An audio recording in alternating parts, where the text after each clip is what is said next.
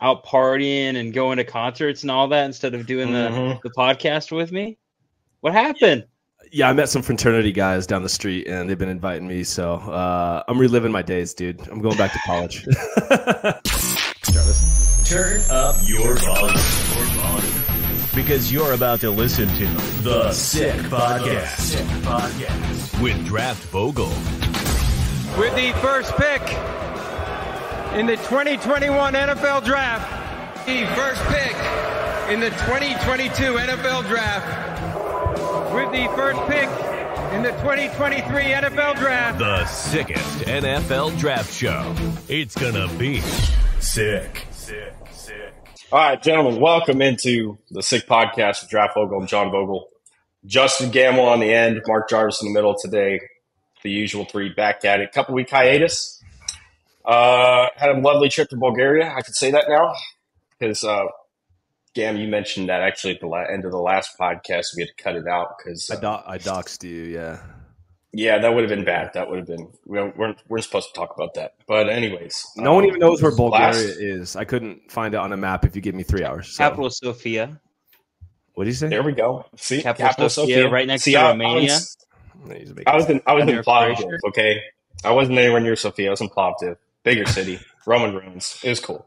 All right, so anyways, we got a very special guest coming on with us today. I was trying to think the best way to introduce this guy. Have you seen the NFL Combine? There we go. I think that's exactly what we're going to go with. The face of the Combine, former Pittsburgh Steelers scout, Mr. Mark Gorscak. Let's go ahead and bring him in. Jimmy, our producer, got it squared away. Gors, man, finally got you on here. I'm excited, dude. How are you? Well, I'm happy to be on here. That's for sure. Now I can cross this off. I've been on the Sick Podcast. You know what I mean? So, it's very exclusive. As far as the introduction, I know you ain't doing my eulogy. That's for sure. Okay. No. Because that's what happened when you retired. You had all the eulogy articles written about you, and it was like, no, man, I'm next level. Everything's printed out for me. I just copy and paste now. So you won't be in charge of my will either, so don't worry about that. So. Well, I'm glad to have you on here, Gors. You're obviously a wealth of knowledge. You're one of the more respected names. Probably one of the most respected names that I know of across the scouting community. It's great to have you on here finally. We had a lot of topics for you today. I'm going to try to remember who had everybody's questions. I wrote out the whole schedule. We don't normally have a schedule going into this thing, believe it or not. It's normally kind of free wall. We have an idea. We just kind of talk. But so, Jarvis, I think you had the very first one. Go ahead and let's get this thing started off with, the face of the NFL Combine right here. Gotcha. Yeah, the first one I wanted to ask was, you started your career as a Blesto scout. What was being a Blesto scout like? How did it kind of impact your development going forward throughout the rest of your scouting career? You guys have to realize as a Blesto scout, you're the entry-level guy. You're finding all the prospects for all the area scouts for the following year, okay? And in 1995, internet was just starting, okay? And it didn't have a big Google search yet. So you had no access to the internet to help you. There was no DV Sport, no XO Thundercloud, no Pro Football Focus. So you were doing everything by yourself, by your eye, and by a media guide, by recommendations. So in the spring, you'd be calling up on a phone, regular phone, dial phone, sometimes push button phone, wherever you had in your house, wherever the hotel had, and you would call up the pro liaison assistant coach, or you would canvass with letters asking for them to recommend their prospects. Hopefully, they would send letters back. If not, you have to call them up. Also, in 1995, you didn't have a lot of prospects at every school, not like it is now today. With the juniors coming out, the extra year, the COVID. Okay, the amount of volume today is phenomenal. Back in that time period, if you had 10 players on a team, such as USC, UCLA, I started out in the West Coast, by the way, so I had a nice area, and I drove it all. So it was cool as all get out because I had California, Nevada. Sometimes I get a bone toss, go to Utah or Arizona, Washington, and Oregon. Okay, I could drive it all, and I lived in Sacramento, so I made some amazing rides too. I got a chance to see part of the country, do the whole Pacific Coast Highway all the way down to San Diego, from San Francisco, things of that nature. So it was very cool at that time period to learn that. But also going into the school, you relied on media guides. So you always kept a box full of your media guides in alphabetical order and all that stuff. You couldn't throw them away because you needed them for the following year for the new prospects when you started in the fall. But I started in the fall, I had it already done for me. I just went ahead and tweaked things and double checked things. But the spring, man, that was a lot of work because you call up, you have to coordinate with the national combine scout, the other combine national, and for these pro days. And it was just you two. And you would go into school based upon the recommendation of the coaches. They would get the senior class together. You have to height them, weigh them, hand, arm, do the Wonderlick, and run them in the 40. Okay, back in that time period, everybody ran the 40. Everybody did the Wonderlick. There was nobody opting out of anything. And you may have a class of, say, 20 people. And you had to go input all those players in there, even if they weren't a prospect, and that was tedious. The computer system was archaic. The computer was archaic. Took a lot of time. Then you had to watch the tape there. Okay, you didn't have any tape on your computer. You had VHS. They just switched over from 16 millimeter during that time period within the last 3 years, 1995, to VHS. Yeah, you had the regular old remote, no cowboy, man. So you had it was sensitive. You pressed too hard, it went too far past the play. You had to get a feel for it, touch for it. So it was tough. Then all of a sudden, the guy may give you 5 players. Now you got to go ahead and sort out 5 players, which is a volume of players. And then you just wish sometimes you hyped and weighed them before you did the tape, but you had to do everything during that same day. Then have to get in the car. You may have a pro timing day 2 hours away someplace else. So it was intense, and you had to do it yourself. It was grassroots, hands-on, and you really learn how to scout. Old-time scouts used to always say you got to smell the pits. In other words, you got to see the players. Well, you didn't know what you were looking at, and you're trying to grade these guys, and finally you do the measurements, and all of a sudden you like the guy on tape, and you find out that corner they told you is 5'11", 195 after you measure him. He's 5'8". And he's $160, and you ran 4.8. You just did all this work on the tape during the course of the day until you did the pro timing day later that day. So it was tough, And like I said, it was just you two and your entry level, and sometimes you didn't know what you're really looking at. I had the benefit that I was a college coach. I was a coach from high school, college for 16 years. So I kind of knew what a player was, and I was in the Big Sky Conference at Weber State. And there was a handful of players from there, and you had size guys, so you had I had more of a clue than my counterpart did because he never coached. But his dad was a general manager, and he fleshed out real quickly because he wasn't the hardest worker and all that stuff. But it was tough back then, Just think about that, man. Oh man, Pro Football Focus. Oh, I can sort this. You got to watch a receiver that had 5 catches the whole year, and the guy thinks he's a prospect. You got to go through, how many tapes because you weren't sure about the stats. Because sometimes the SID didn't have the stats, or he didn't have a copy of the stats. You had to watch the tape, and you had to rely on the coaches. And then the biggest thing was talking to the coaches, building those relationships because you're trying to get the character now too, and going to the trainers trying to get all the injuries. Because you didn't have any luxury of going through newspapers or there's a thing called sports scans a lot of teams use where you get a synopsis of the headlines and the articles, and they're all numerical, and you can go right to that article if you saw an injury in the headline or anything like that. But in that time period, man, you had to build trust with the trainers to give you information. You had to build trust with the strength coaches. You had to build trust with the pro liaison. I'm a note writer. So I wrote I handwrite a lot of notes, and I still do it today. I'm known for it. And a lot of times you'll go into a college, my notes hanging up on their bulletin board from the Steelers. Now I make my own note cards and I send them out. But I also brought 2 dozen donuts with my business card on there, because old time scouts used to do that. The newer scouts didn't want to do it. So I stood out. 2 dozen sliders, even today, even though they have all that food, goes a long, long way. But you got to build the relationships. Find out where you got to park at. Find out where you're going to stay at. I kept an elaborate file. I still have today And sometimes I look back and I look at who's the head coach of Baylor, David Aranda. Dave Aranda, yeah. Yeah, he was a pro liaison. Cal Lutheran, 1995. How about that? Wow. And every time I see David, he doesn't talk much to me. I said, Dave, you talk more when you're a pro liaison at Cal Lutheran. Now, man, what's up with that? You know what I mean? So, yeah, what's that about? Learning and growing. Man.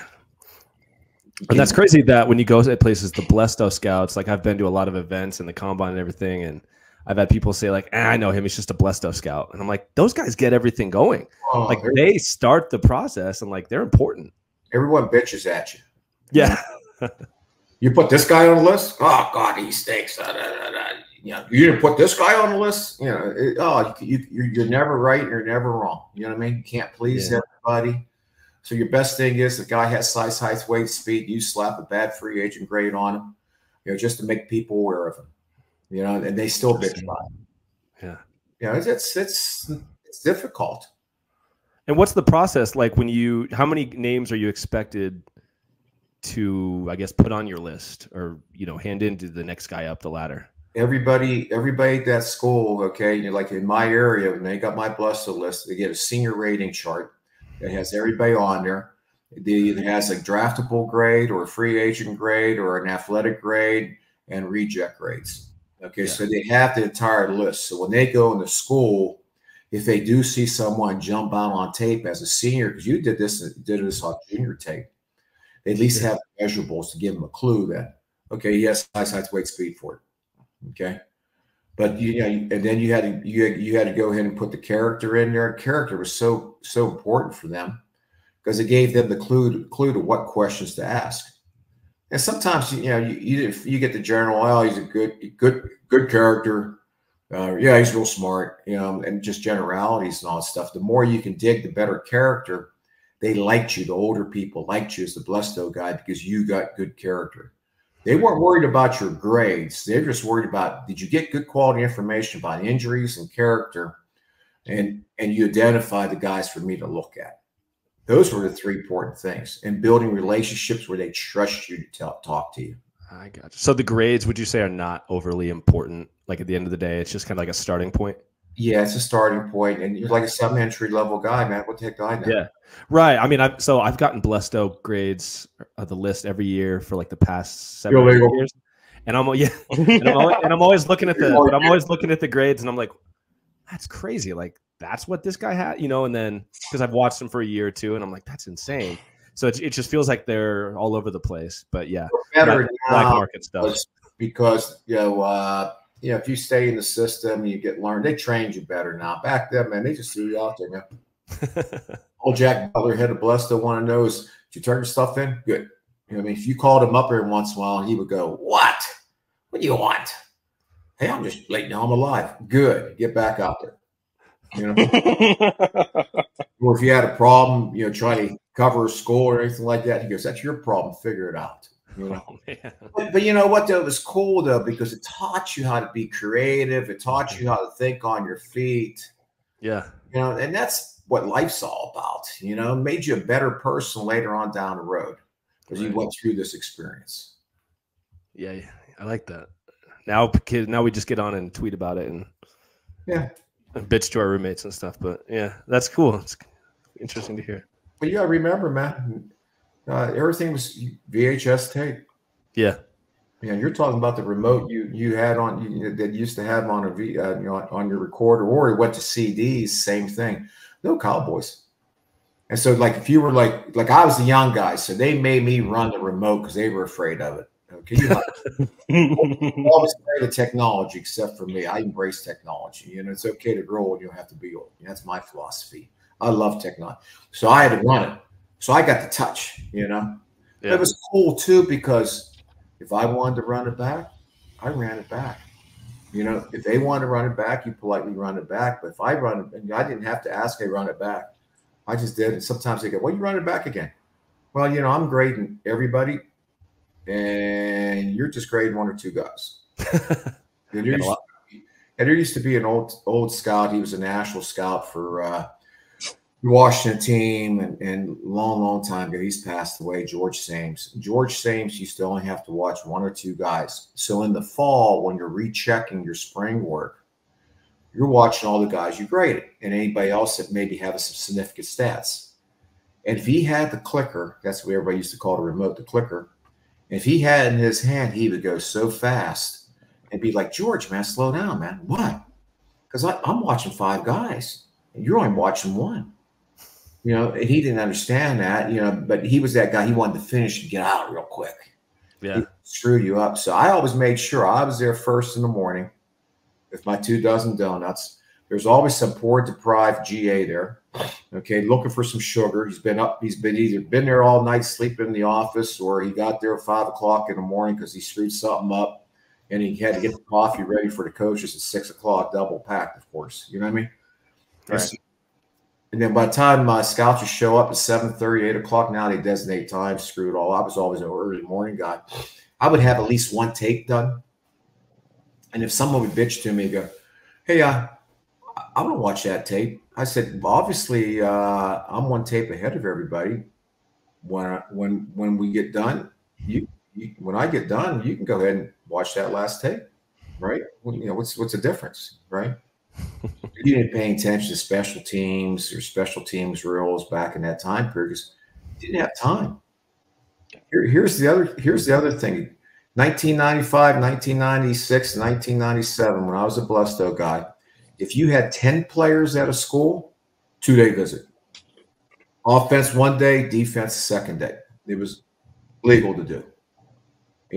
But now, God, man, later on, I'm doing 20 guys at Alabama. I'm doing 12 guys on defense or 14 guys on defense. I only play with 11.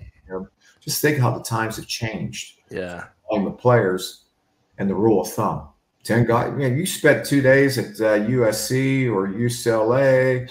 Man, that was pretty good because you stayed down the airport, the old Marriott at the airport, and it was called the Fortress of Solitude. Had a kick-ass sports bar, Champions. Before, now everyone don't care, okay? Playa del Rey was right around the corner. You can go to Killer Shrimp, things of that nature. Your second night, man, you get all caught up. They had a little bar where they had turtle races. And people so what? You had to see some culture you never saw before. You know what I mean? Yeah. You got those little things, man. Hey, man, the job works you really hard. If you get an opportunity to take a break and see something on someone else's dime, I used to always tell scouts, the job works you. If you can work the job, do it. You're not cheating anybody. Like if you're going to go to watch a football game, damn it, I'll be in Austin because there's music. I'll be in Memphis because there's music. I'll be in New Orleans because I'm a big music guy. If there's a museum in the South, music museum in the South, blues, I was there. I made time for it. Got my work done, but if I could take those 2 hours, go through a museum, if I could stay at a location, watch that game, and be in a place I want to be at and see culture, think about that.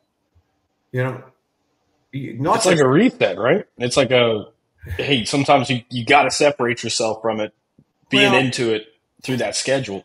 The other thing is, too, I've worked all the areas, so I got a chance to see all the different types of culture. You know how it is, man. You work the Midwest, and all those big linemen are mute. You don't know if they can talk, if they're smart or not. The Midwest. And then you also see a different type of coaching style and also systems. Then you go down Miami, you go South Beach. Those dudes from South Beach, they all mumble, leave out adjectives and adverbs. You know what I mean? All done, but no, they're sharp as all get out. Then you go the Northeast, and you're in the Boston, New York area, Connecticut, and all that stuff. And they're all snobbish and fast talkers, and you almost have to say "fuck you" to get their attention. You know what I mean? You learn all the different types of culture, interesting, and people. And then also the different type of players within each area, and then also the different type of coaching and the philosophies within the conferences of what they do. And people don't understand it. You got to know your trends. Wow. That was the very first lesson you had for me years ago, Gors. And I know you don't remember, but I remember is trends. It was, hey, you got to pay attention to trends. You're telling me Chauncey Rivers, yeah, he's a good player at this level, but he's he's a tweener at the next level. We don't know if he's going to be a down defensive end or if he's going to be – is he too slow to be upright, a 3-4 outside linebacker? You got to pay attention to the trends, the 4-man fronts everybody's going to.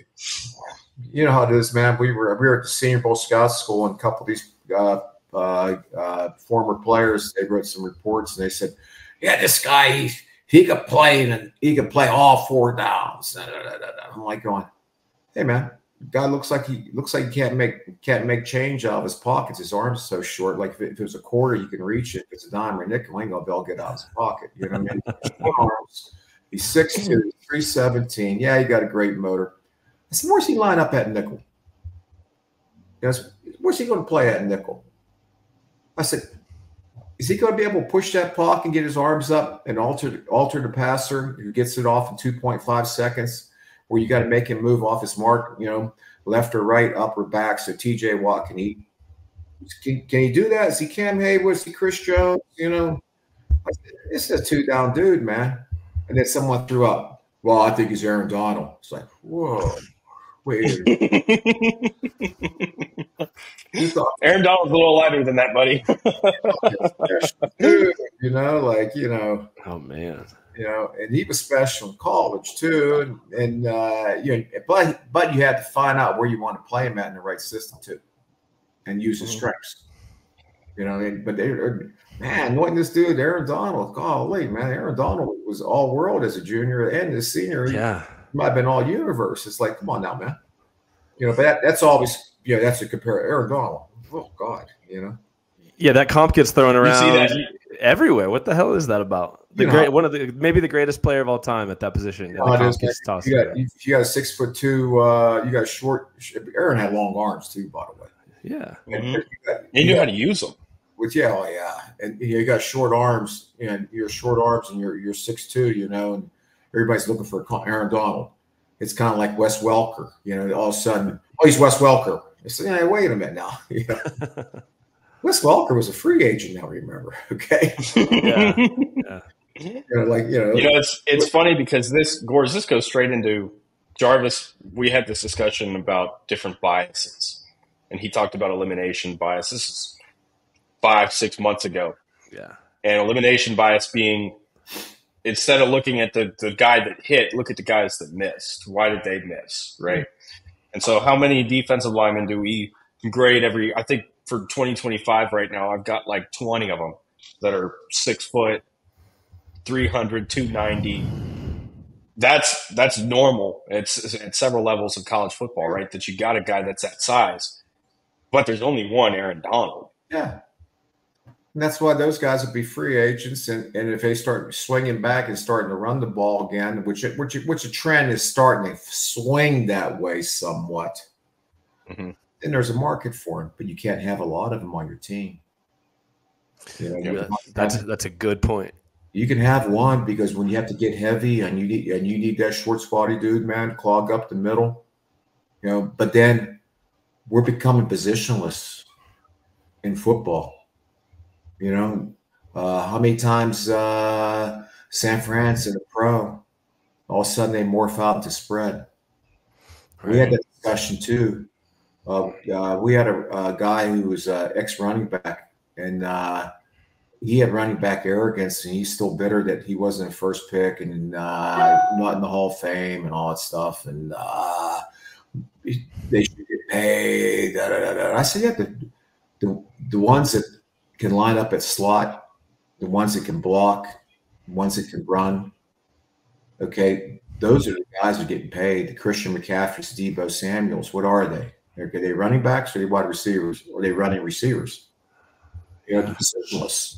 Then I brought up the tight ends, the Kittles, the Kelseys, and his arrogance was, well, they don't block. I said, they're not great blockers, but they're very functional blockers. They're more stalemate people. I said, you better watch the tape. I told him, I said, and be really truthful, you beat the low end of the market because, one, you're just a runner. You weren't a very good blocker. You can't run routes. And your ego's not going to let you play special teams. I said, you're lucky you played when you did. Because now today we're going positionless.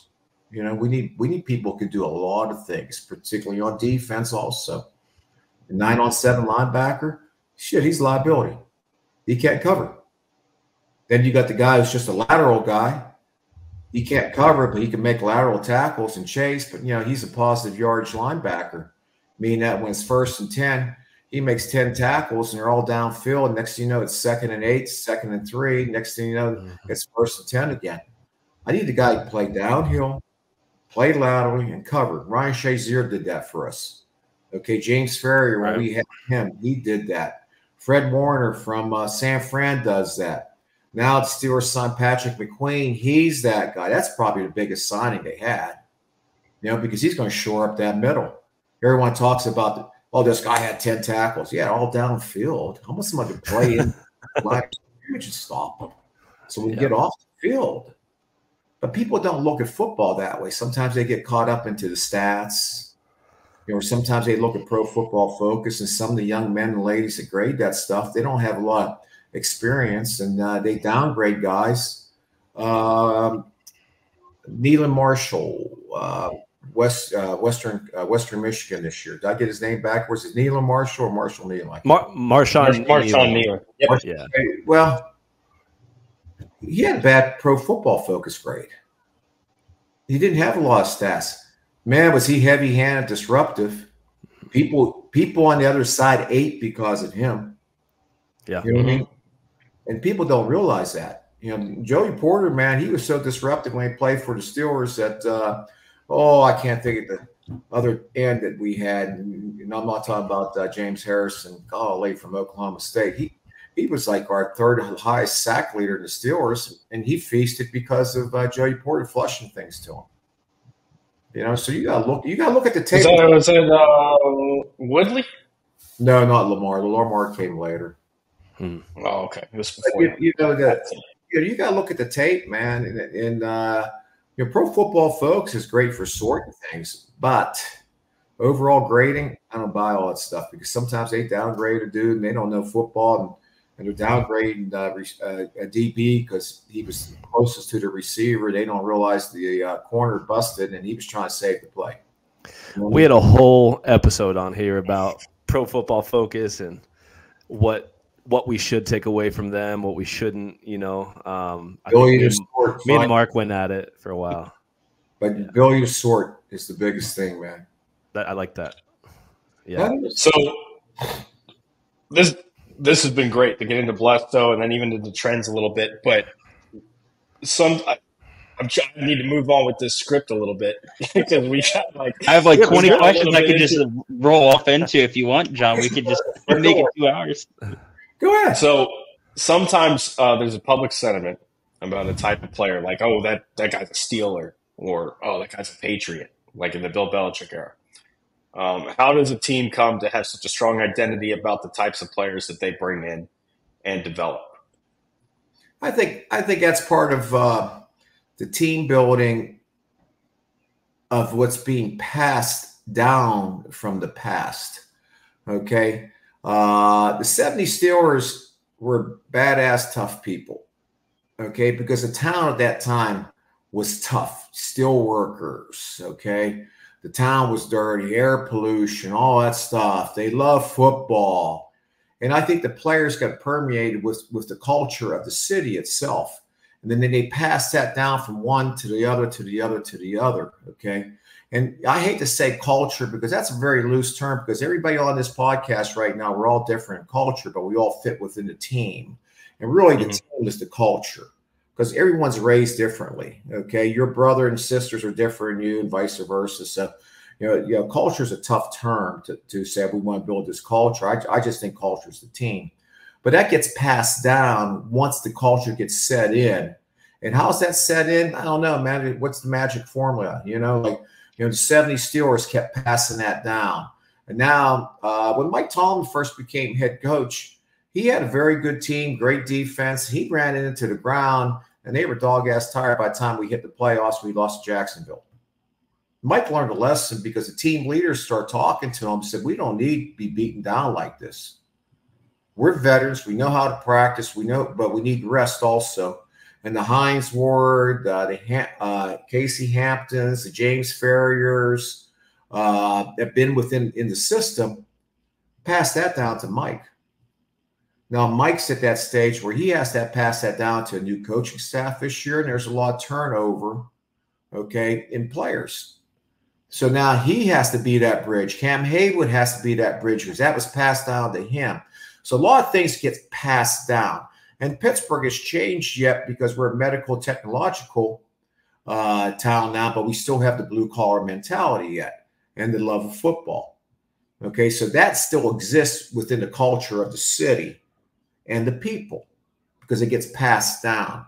So that's something, an educational purpose that you have to pass down. We've had some players that thought they were Steelers because they wore the emblem and they had a great year one year. Then they got caught up in the social platforms. Building my brand instead of me working on my game. If I work on my game and I produce, I build my brand, not just posting, stupid stuff, right? And then you look at the culture of the Patriots. They were a bad team, man. When I would start scouting, man, there was a couple of those Patriots scouts I was with, man. I felt bad because every week they were getting their asses handed. You know what I mean? Now, I felt bad. I said, oh, God, man, Larry Cook, man, dude hasn't won anything. And then later in life, he's kicking everybody's ass, and he stuck around longer than he probably should scouting because he knew he had a team with the quarterback. But who created that? The head coach created it. Okay? And then he had his assistants, taught his assistants what he wanted. He created that culture. Okay? Created what he wanted. We're going to be tough, tight-lipped, talk to nobody. Give no information out, right? And that's the way he wanted it. And if you did, you got crucified next day. Okay, you learned. Then you had a quarterback that had the quarterback, let's face it, Kevin Colbert used to always say hearts and smarts. We make all mistakes in hearts and smarts. And Tom Brady's a perfect example of that. No one knew how big his heart is and how smart he really was. And what he overcame. You all saw the combine pictures and what he is today. So he is part of that culture. And then he helped the head coach instill that culture. Okay? And then hearts and smarts works the other way too, where we think the guy has heart and smart, and we get him in the building, and he doesn't love football. He likes it. Or we thought he was smart. He can't learn. And it works both ways, hearts and smarts. So, feel free to use that term. Kevin Colbert, our old general manager, coined that phrase, and he is just so right about it. But that's part of that culture building, team pitch building, or whatever. But I think the culture is really team, and you just can't be committed to the process. You can't be, trust the process. You have to be committed to the process. And when you trust the process, that just means you're making an appearance.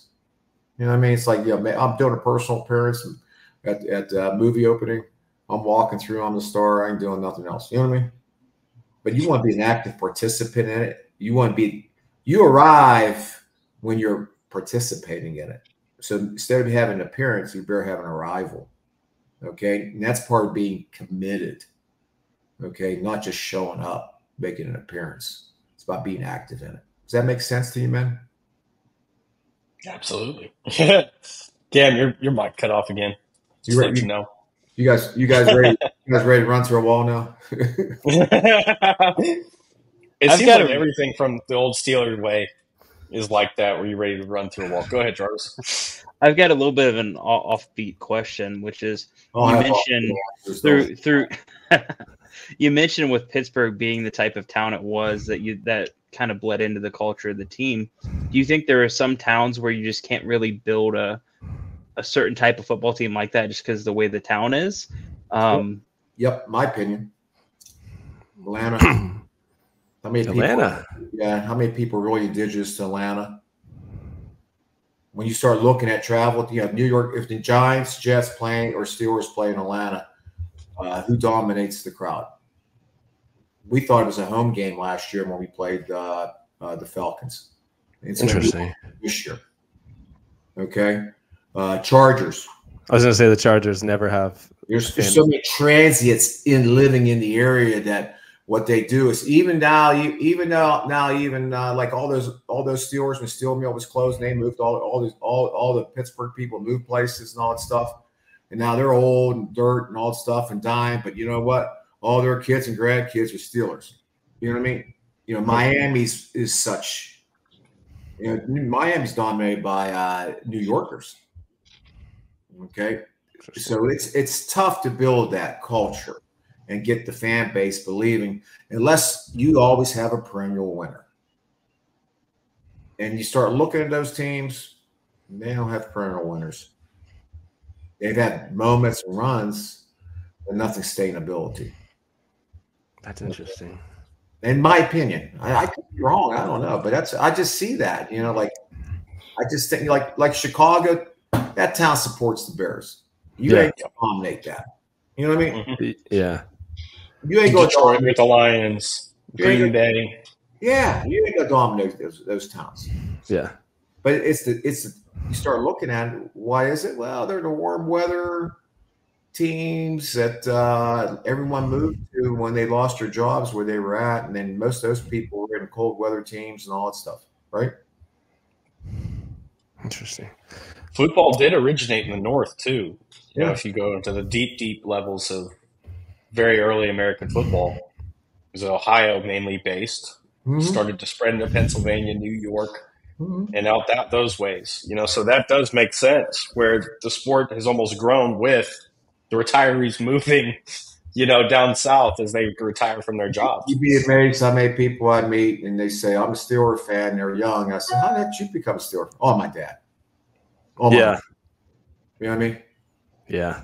It wasn't like they just said, oh, shit, man, I like that black and gold on TV, man. I'm going to become a Steeler fan.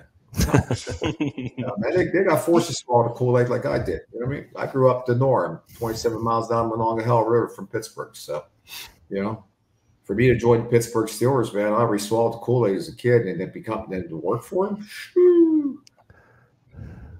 Jeez. So we talked about you starting, as a Bledsoe scout, but how did you actually get in the building with the Steelers? How did that come to fruition? Well, basically, like Bobby Lane was the Bledsoe guy, and he got promoted up because another guy, Bob Schmidt, left to go to the Jets. It was a chain reaction. It's a ripple, or domino effect. And I got moved up from there, and I had to go to the Midwest.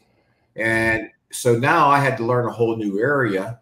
And there was more, internet was becoming in vogue. You could start doing some Google searches. There's a couple other websites also, you could go ahead and research players and such like that. And then, media guys started to get put online. So you have to carry all those things in your car. If you start traveling and flying, man, your backpack, man, was going to break because you had about 15 media guys in there. You couldn't wait to get home, just get rid of all those things, The computers were real heavy too back in that time period too. But you got to learn a whole new area. You got to remember, man, there wasn't any GPS back then. By the time I got my first GPS, Mr. Rooney, Dan Michael Rooney, that passed away, gave us a GPS. And that thing was like this big, had to sit on this like little sandbag, and then you couldn't just type it in. It was like the old flip phone keyboard where you want to hit C, you got to hit the ABC 3 times, and it was a pain. Oh man! And it was just better. I Google mapped everything. I used to print out Google maps all over the place. Okay, where am I going? Okay, I'm going from here to here. After that, I'm highly organized. So I had a whole thing of Google Maps printed out, and people don't remember Google Maps, for God's sakes. Or MapQuest. MapQuest, yeah. MapQuest.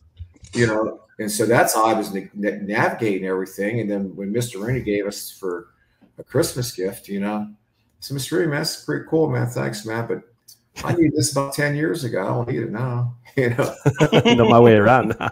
Oh, yeah, what you do is I have an elaborate file, man. Directions to school, where to park at, who I talk to, places to eat, places to stay. Interesting places nearby. I kept an elaborate deal, and I would update it every time I went back to the school. Someone left and took another job, because chances are he was going someplace else, and then I would pop in there and he would recognize me, know me, and all that stuff because I brought the 2 dozen donuts and my business card was on it. And you never know who you're going to meet on the way up. Washington State, my first school visit. I'm in this closet, this glorified closet up in Old Boulder Gym, above the volleyball court. And I'm with 3 GAs in there. That's where they used to put the scouts to watch tape at, And I thought all three of these GAs were rum-dums. You know what I mean? Like, man, what a bunch of rum-dums. One guy was the kicking/video coach, and that was a terrible job because VHS, if you want to copy a tape or do cut-ups, put the tape in, run it, stop, pull it out, put another tape in. That was a pain, man. He was a kicking coach. I thought he was a rum-dum. And then the other two guys were one offensive GA, one defensive GA. Well, the video/kicking coach GA, his name's Brian Lowe. He created DV Sport. Half the national football, half college football, and almost all the professional replays on TV you see is DV Sport.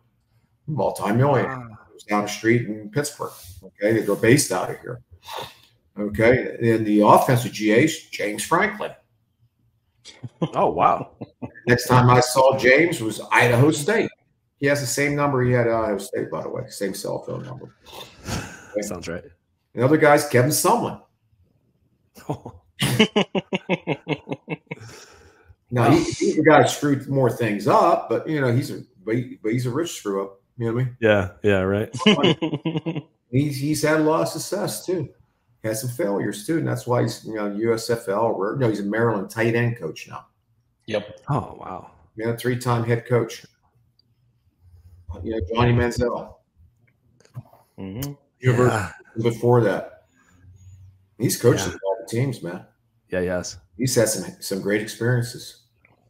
And now he's on. James is still James. James created social media and platforms and the websites. That's how he turned Vanderbilt around. He's the king of Instagram, Twitter, and all that stuff. If he sees me, he'd be, "Hey, Mark, take a picture with me real quick." Be posted on Twitter and Instagram. Face the combine, Mark Gorscak. James, man. Yeah, James is quick, because he's marketing, man. Yeah. Oh, you got to remember who you meet because you're going to meet them again someplace down the road. GAs grow up to be head coaches. Be respectful. Yeah. My first staff I was on at Weber State, everyone's hungover. Okay, I was supposed to just do football marketing. I'm in the staff room. This is Mark Gorscak. He's doing football marketing. And you're my tight end coach, too. You coach. You have a coaching background. Oh, okay. I'm a tight end coach, too. 249. Went from Miami, Florida, all the way to Ogden, Utah. Beat up Volkswagen Rabbit. The D coordinator was Mike Zimmer. Now he's with Dallas as defensive coordinator, architect of the Dallas defenses. The two guys that just left was Dave Campo, who later was defensive coordinator for Dallas Cowboys and was a cold holder for a head coach for 3 years after Barry Switzer. The other guy was Bobby Brakowski, and that's a longtime offensive coordinator in the league in National Football before he retired. There was a guy that I GA'd with every single day. It was a handful. And I got tired from him. I said, "Look here, you howdy doody MFer. I'm going to smack you upside the head, man. I'm tired of your stuff." And we became good friends after that. And that was Bobby Petrino. Oh, wow. I know the whole Petrino family real well. And me and Bobby are really good friends. And his brother Paul's a coach. Paul's sons and Bobby's sons. And, oh, man. Sometimes you just got to, make sure you pee on your ground and stand up for yourself. And then you become great friends. Montana people are tough guys. You know what I mean? Mike Price was the head coach. He went to Washington State and took him to 2 Rose Bowls. Coach Ryan Leaf and all that stuff. So you don't know who's going to be in that room. And a lot of the other guys went on in National Football League or college football. I'm talking about major college football. Some great jobs. So yeah. I don't know, man. One of you guys might hit it big. I don't know. I say you won't. You know what I mean? I think Jarvis is on his way. Jarvis is I don't know. He has some hands in some pretty important things, so we're pulling for the kid. I'll put my money on Jimmy myself to produce her. I don't know. Hell yeah, Jimmy. If he can correct that intro, maybe we'll see. Hey, we'll see, man. Hey, I got a question because I looked this morning and I just realized Mike Tomlin has not had a losing season since he's been at the Steelers. So since 2007, the worst he's done is 8-8. Yeah. How would you attribute that? Or what would you attribute that to? Because that's just an insane thing to see that since 2007 and with all the different roster turnover, the different quarterback, everything that's been at the Steelers, it didn't occur to me that he's never had a losing season. But how would you say that's possible? Mike's a heck of a guy. One, he has no hobbies other than his family. Mm-hmm. Okay. He's a football junkie. He'll tell you that too. It's all football or all family, and that's it. And he can coach any position. That's how knowledgeable he is. You sit there, and he's a great people person, and he's just a great leader. Leader amongst men. He can get people to follow him because he's honest, sincere. Leadership can be loud. It could be soft. It could be by example. Different ways people lead. Some people just lead by having a presence. Well, yeah. Mike is not a loud guy. He's very good with words, and he's very good with truth. And his projection, the charisma, the way he projects himself and handles himself, people are drawn to him, and they believe in him. One, because he's blood trauma truth. I'm like that too. And I think people like not to be bullshit or have a can coded. Right. He'll call you out. And he has wisdom. The very first line in every OTA is, I don't care about what means you got here. He says that very first organized team activity to the collective 90 people. Okay. What he means by that is he don't care who you are. You don't care if you're Cam Haywood, TJ Watt, Russell Wilson, Ben Roethlisberger. He doesn't care. He wants to know, what are you going to do today, okay, to produce, to get better? That's all he cares about. He doesn't care where it comes from. He doesn't care where ideas come from. The guy doesn't have an ego, and he's a great listener. Communication, listening, man, takes you a long while, and I think that's him. I think that's part of it. It might be some, good things happen along the way, but you know what? When you have skill, which he does, and you have faith, good things happen to you. I don't believe in luck. Okay. Schmuck luck. Okay. But, I just think he's a hell of a ball coach because of that. And you sit there and you listen to him. He watches tape in the draft room. He has an office he hides from. Okay. Because people know where his office is at. He has a cubby hole where he hides at. But if he really wants to watch tape, all-star games, players, he comes to the scouting room. He makes the intern put on the tapes. He runs the tape. He makes comments. And it's a dissertation. It's a master's doctorate in football where you sit there and you listen to him critique a player. And he's not doing it because he's just saying out loud the things he sees, And I always tell the intern, I say, man, I don't give a shit what you're doing, man. Mike's in that room. Watch the tape with him. Grab your pencil. You're going to write down a lot of stuff. You're going to learn this stuff. I know I did. Just sitting there because I'm in my little spots in there, and to sit there. I would do work yet too, but just to listen to him and you pick up phrases. Easy mover. Look at that corner. He's an easy mover. He has loose hips. He's flexible. He has suddenness and all that stuff. That's the term of his easy mover. And then you know how to paint the picture back to him when you read a report. Because you use a lot of his vernacular then. Then I use some of my own too, and he'll just go, Gorscak, I don't know where you got that from, but I like it. Like one time I said he's a 911 tackler. He goes, Gorscak, what's that mean? I said, he needs to call someone. He needs some help. He started. And then one time I said, yeah, he's a pole slider tackler. And Mike goes, oh, I get it. He starts up high and he slides all the way down, huh? Ends up at the ankles. I come up with mine too, I have my courses and he has his Tomlinisms too. Like do routinely things routinely. In other words, hey man, you practice things in practice, and it's not a wow factor in a game. You make a big play in practice, it's not a wow factor in a game because you're going to do it again and again and again. You do it routinely. So he's that type of dude. I don't know if that answers it, but that's Mike Tomlin in a nutshell, man. You would love just hanging out with him. Yeah. You go sit in a bar, have a couple drinks with him. Great guy. No ego. That's good. I mean, that's cool to hear because on from us guys sitting here at home, that he appears as that type of guy where it's like he has this presence. He seems, easygoing. He seems down to earth, but you can tell if he walks in a room, people are going to look at him and expect, you're waiting for him to speak. You're waiting for him to kind of be the guy. Watch the Pivot podcast. If you haven't done, the Pivot podcast. Yeah. Mark and Shannon and the running back that ran all over us one game. Who is on that podcast? That running back one time for about 200 yards. We couldn't tackle him.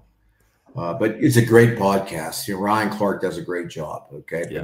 They're sitting in Mike's game room downstairs drinking during the whole podcast talking. Oh, cool. They're having cocktails. Yeah. I've been down there before. You know what I mean? Right on. Yeah. And that's a great podcast. It was about a year or two ago, but it's worth going on their pod and finding that Mike Tomlin listen to.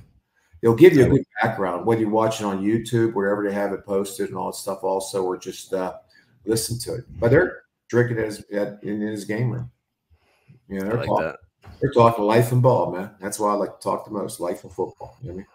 So it made a lot of friends that way.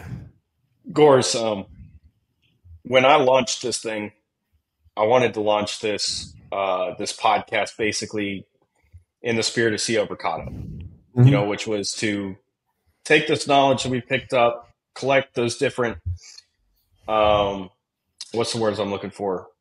The terminology, the different lessons that we could pick up and keep scouting alive, and use this as an active platform to pass on that stuff. So a couple of years ago, you received the CO Mercado Memorial Award. I know that you and CO had a relationship. Yes, here it is right back there. Yep. What did that mean to you to receive that award?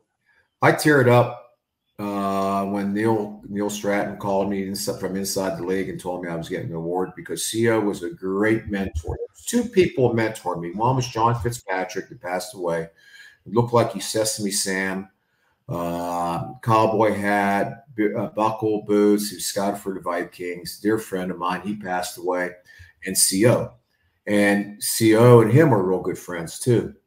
And CO would if he liked you, he took you underneath your wing and taught you things. Okay. More importantly, you walked in through schools, you got carte blanche because you were CO Mercado, and CO vouched for you. And CO was he was a character too. But man, he knew everybody in college football, and he knew ball because he was a college coach at one time. I think it was Texas Arlington. And he also was the head coach of Catholic High School in Shreveport, Louisiana.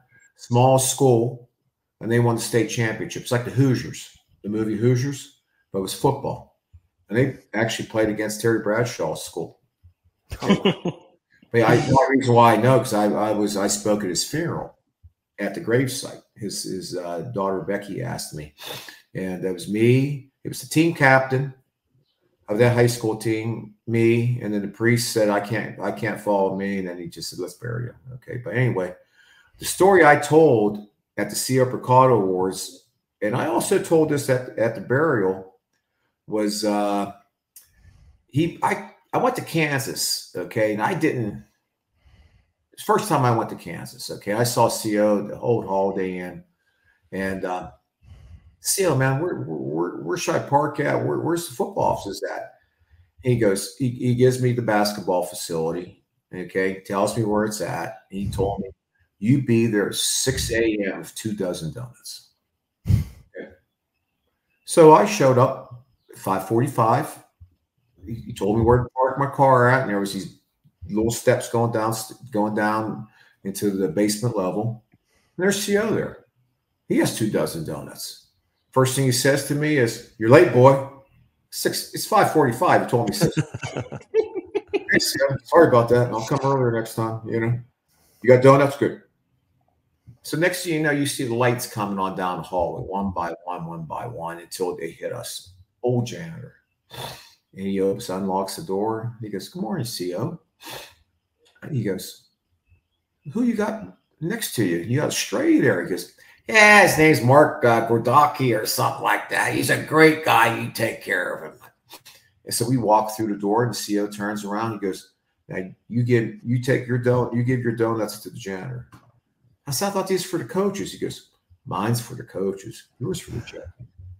But every time I go to Kansas, I got to bring 4 dozen donuts. I got to bring two to the janitor, 2 to the coaches now. But that was, but he liked me, you know. And you sit there and you watch tape. You go, boy, look at his hands. His hands are too slow. It takes him too long to extend them off the catch. Boy, he can't block that. Boy, it was all boy. And if you made him mad, he would thump you behind the head like this, okay? Because he always made you sit in front of him so he could thump you a couple of times, okay? Emphasize the point to you. But he loved you. It was tough love. Yeah. But it was just, you know, he took care of you everywhere you went to. One time we had to get blessed by a Catholic priest at middle of the football field at K-State. Catholic priest is walking across the foot practice field. So he goes, let's go, boy. He was a staunch Catholic, and we had to go stop the priest. He goes, Father, Seo Picado, he needs blessed. Give me one too. You know, with that type of stuff. Yeah, he just taught you. He taught you how to be a people person. Taught you how to be a good guest in school. He taught you what to look for in players. So, and then he also was the guy that roped me into being the combine starter. I wouldn't be the starter at the 40 if it wasn't for him. I didn't want the job. I did it by accident at the old Cactus Bowl, Division II All-Star game, okay, in Kingsville. I told Greg Miller, combine guy, that, hey, man, anything you need done, I need help. He was by himself. I'll help you. Hand, weight, arm, or whatever. And we ran the 40 too. He goes, deep voice. He goes, Mark, you said anything. I said, yeah. What do you want me to do? He goes, you're going to start the 40. I said, I don't want to do that. You see me? I said, okay. And CO saw me start the 40 for that. And then right after we were done, I think it was Bobby Marks. He just retired from Buffalo Bills, or he got forced to retire, whatever it may be. And he comes up and he goes, you're my 40 starter. I said, nope. No, I'm not. Because that's a tough job, man. You're in front of your peers, you know. Everybody's staring at you, looking at you, you know. I didn't want to do that. And I said no. Called me up. I said no again. He called Kevin Colbert up, and Kevin made me do it because he said, you're going to be down on that floor. You're going to get to know all those players. You're going to know who's going to be a good guy, who's a bad guy. You can talk to all the group leaders. It's valuable to us. You need to do it. And that's how I became the 40 starter, because the CO wanted me, because CO did the 40 on the floor until he passed away, until he got too old. John Fitzpatrick was the other 40 starter until he died. Wow. Okay. And those guys would tell me how to start. They would critique me, get on my butt, besides half the league in the beginning. Slow, you're too late. This, it's like, oh, everybody had a pin. Nobody wanted to do that whistle. You know what I mean? Right. And then the first year it was TV. All of a sudden they're coming. We're going to mic you. What? And there's people around you. Oh God, it was a shitstorm, man. It was a scary moment in my life, man. And I had to go ahead and pull it off and keep the players calm and all that stuff. And then it just evolved from there. But man. Then John Dorsey, my first year I had the P whistle. I had a little P in there, and John Dorsey's with John was with he's with GM Kansas City and Cleveland. Now he's senior advisor for the Detroit Lions and all that stuff. And he goes, nobody can hear your whistle. So my person I need to hear is the guy running the 40, to stop, because when everybody sees him stop, you're going to stop your watch anyway. I got you a whistle. And so John sent me that pink whistle just to jag me as a joke. He knows I use it. Yeah. That's why I use the pink whistle. That was awesome. Only reason why. I have it in my drawer right here. So always wondered. And I've been John Doors. I've been watching you since I can remember, and that's insane. And that's what's crazy, man. Young players come up to me and goes, I've been waiting for this moment my whole life. I said, coming to the combine? No, you start me in the 4. I've been watching you since I was a little kid. I'm like, oh, wait. Yeah. Talk about humbling. Oof. It's just wild to think you've seen all those 40. I mean, you've seen, I think of something like like John Ross 40. Chris Johnson. Some of these crazy things that I remember, but I'm like, you were standing right there behind that kid. Oh, this year when Xavier Worthy. Yeah. He quick started me at the first 40, so I blew the whistle. Okay. Yeah. Okay. So now they don't put the first time up until he's in the box. Okay. Because if he saw the time before that, the agent would have said, pull it. No, you're done. Right. So now he's in the starter's box, and they put the 4.25 up previously. He quick started me. So I blew the whistle. Well, there's 10,000 fans in the stands in the end zone, and they start booing me. And there's a table right next to me, NFL Network guy and the guy who has the laser starter and the handheld laser start time, and they're all snickering and laughing. I'm going, man, this is pretty cool, man. I'm getting booed here. And then I saw the clip. Someone sent me the clip. Daniel Jeremiah and Rich Eisen. Oh man, they're really getting on Mark now. But that was a pretty cool experience, man. You know what I mean? Like people are paying attention. Yeah, hell yeah. I got to do my job too. So. Well, that's the thing is like most people tune in. I mean, most casual fans that I know tune in to the combine just for the 40. They're like, I got to see these 40 times.